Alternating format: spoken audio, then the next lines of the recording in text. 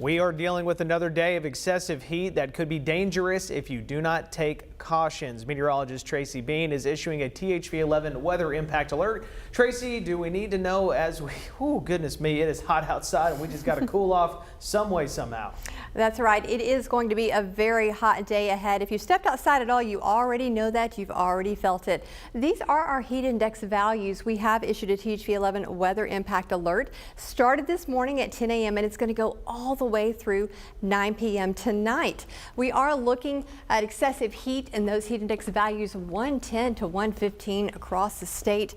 That will continue again through 9 p.m. We're looking at the excessive heat warning for the majority of the state, heat advisory in the northern portion. But we should start to cool off later tonight. It's just going to be much later, but 98 already feeling like 109. Stay with me. We're going to have more on this forecast, and we do have a cool front headed our way. I'll let you know exactly when it'll arrive coming up. All right, Tracy, thank you. Keeping the sweltering heat in mind, parts of Arkansas are under a strict burn ban this afternoon. This map shows counties like Montgomery, Dallas, and Sevier should avoid sparking a fire. As for everyone else, you need to take extreme caution today. Developing this afternoon, Jacksonville police now enforcing stricter laws to stop people from stealing packages. Our team learned of the new measures after speaking directly with Jacksonville's police captain. According to the regulation, anyone caught stealing from your property could face serious prison time. It introduces a sentence of up to 6 years or a fine of up to $10,000. Packages disappear left and right. So hopefully the stricter punishment will keep people from going up there and stealing your packages. It's a shame that it has to be done that way, but it has to be because today there is so much theft going on around houses. Even with new laws going into place, police encourage people to keep your stuff secured. Well, businesses in downtown Little Rock are recovering after having the power knocked out by an underground electrical fire. According to Little Rock's fire department, Wednesday night, crews arrived to find smoke coming from several manhole covers. Entergy supervisors say the fire damage caused a circuit to fail, resulting in places like the Rep Theater downtown losing power for several hours. Today, the lights are back on, but damage cleanup continues.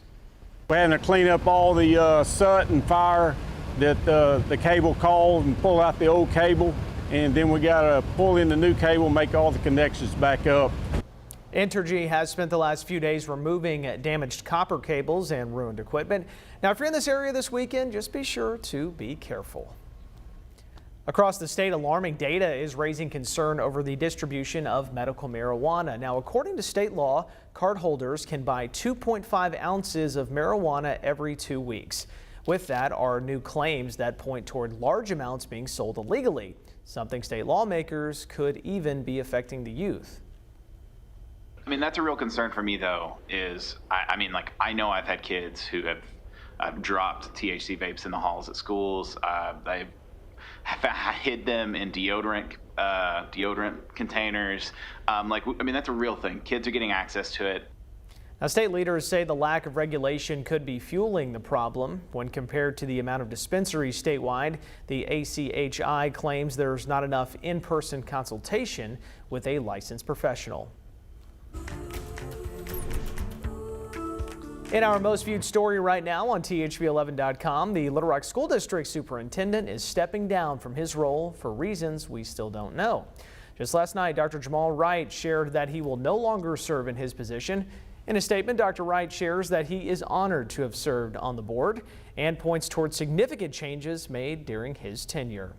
Now, since that announcement, THV 11 has been following the mixed reaction from the city of Little Rock, many of which want to know why. While we still don't have the exact answers at this hour, the district says Dr. Wright will remain in office until a replacement is found. And happening at this very moment, new resources are being unveiled for major businesses attending UA Little Rock. We learned hours ago that the School of Business is getting a newly renovated classroom. This is a big deal. They say it's thanks to the generosity of Our Best Bank, who is behind making those upgrades. For the past 5 years, the bank has played a major role in supporting the School of Business. Our team is at that event right now, working to get you fresh video for tonight at 5 and 6. And just hours ago, the Little Rock Air Force Base honored the legacy of the Herc Nation. They did so with a monument that features notable Legacy Award winners. The purpose is to honor the people who spent countless time committing to public service. Officials say they hope the site will inspire future generations.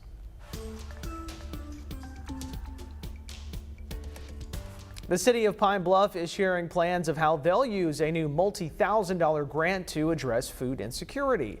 Earlier this week, you may recall, we told you the governor played a part in sending $10,000 to several counties. The goal is to use that money to make sure people have access to healthy food options. Jefferson County is among those receiving the grant. Leaders there say it is much needed to revive a struggling community. Investors who want to come to Pine Bluff and say, yes, I want to open up this grocery store, but here's some hard numbers behind what that looks like. Jefferson County says they'll use the funds to create more community gardens and conduct new research. As for now, the Arkansas Food Bank continues to distribute fresh foods in the area and across the state. And another trending story on our website, twin sisters have patients thinking they're seeing double at St. Mary's Hospital in Russellville.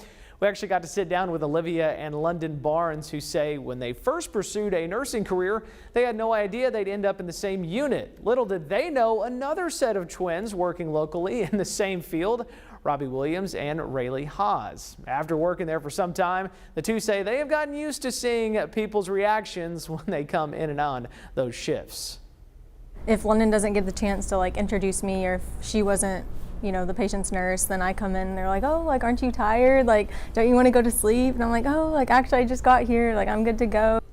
It's a great story from Brooke Buckner on THV11.com. Now, we learned they were actually born at St. Mary's, and they say the two are working full time, and this is a full circle moment. It's pretty cool. Let's get to national news. The vice president is hitting the campaign trail, focusing her plans to tackle the economy. Natalie Brand shares what they are and how her ideas aren't holding up on the opposite side. With the economy top of mind for voters, Vice President Kamala Harris will outline her proposals to tackle inflation in North Carolina this afternoon, an issue she's begun to address on the campaign trail. On day one, I will take on price gouging and bring down costs. Her policy plans include calling for the first ever federal ban on price gouging for food and groceries, new policies to spur home building, offering up to $25,000 for first-time home buyers to use as a down payment, and an expansion of the child tax credit, providing as much as $6,000 to families with newborn children.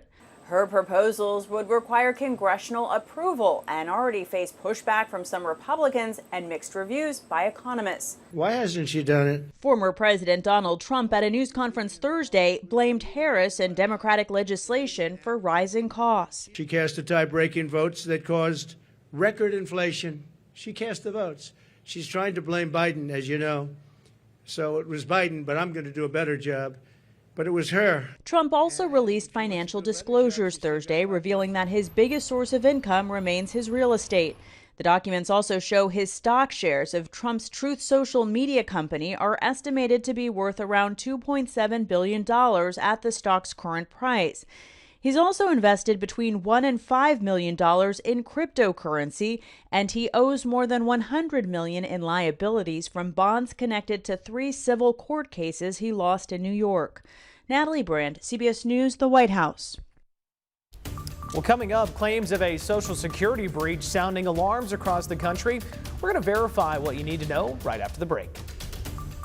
We've got a very warm day today, excessively hot temperatures, but we've got a trend coming for cooler temperatures. Stay with me. We're going to talk more about that coming up after the break.